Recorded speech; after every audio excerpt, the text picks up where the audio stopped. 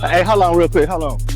Pause. It starts with the biggest, role models and kind of the people at the top, right? And Leadership. icons out there.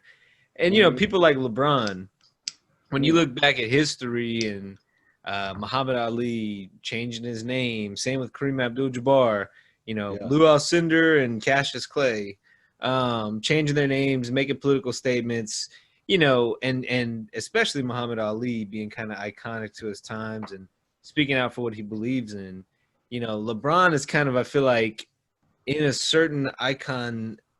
I don't even know if that's a fucking word, but he's in kind of in that same lane with, setting the tone for how a super duper athlete and super duper celebrity does everything right and is now, helping fight for social justice.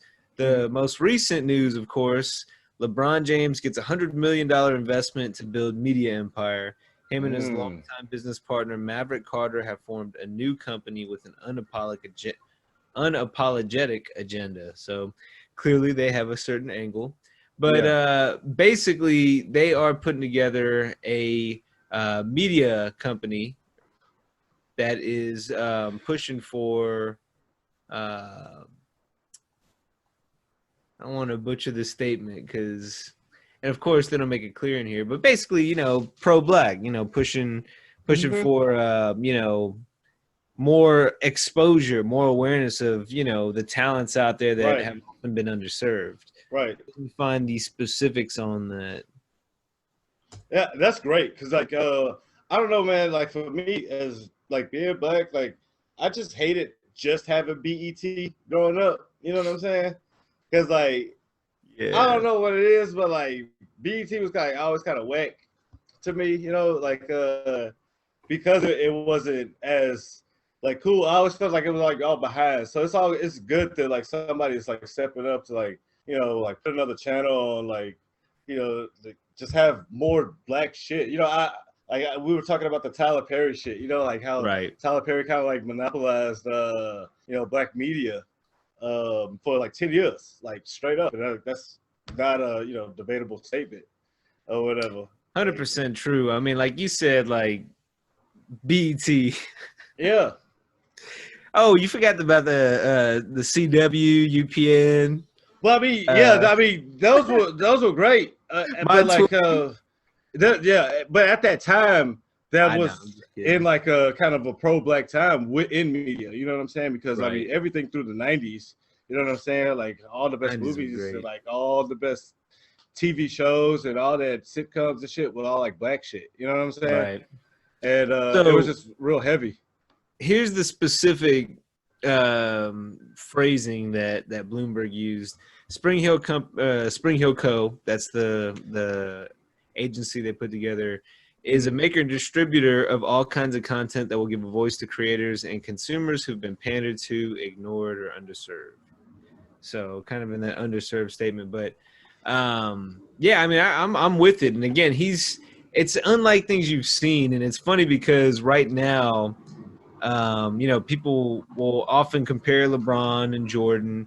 People are wise enough to know they're so different that they're hard to compare.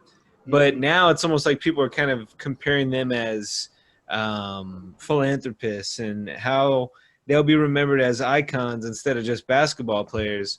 And, you look at how LeBron's been involved with all this, and you don't want to say, oh, you've been less involved, so you're going to be penalized for that. But LeBron's been vocal and ahead on this since day one. So I think people will remember that about him just as much as his contributions on the court. Right. For sure. I kind of put it as Jordan was kind of like a natural icon. Oh, and not because it was mostly because of his skill on the court. Oh, and he didn't really have to open his mouth so much. Everybody loved Michael Jordan just because like he brought everybody together because of how he played.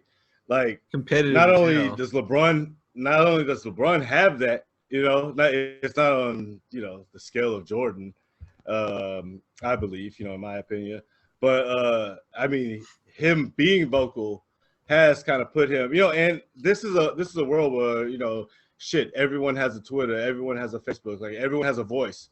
So that shit is kind of like encouraged more. So like you kind of have to, you know, people look at you crazy if you don't. Like the shit with the No Name calling out J. Cole and shit, you know, about him not speaking up for social justice when he like was put out like a song like the next day type shit, you know. It's just like I don't know, people like look for that type of shit now. You got to say something, you know, because you have the tools to do it, you know, all day, every day, and you could do it for anything else, you know. Like he used to be dancing, putting us on to the music and shit like that. Like he's cultural in that way, you know. Like he's like a kid. Like I mean, he is like the millennial. You know what I'm saying? If you think about it. Yeah, that's true. I mean, he is like the self-made, millennial. high expectations. Yeah. Exceeded damn, them still.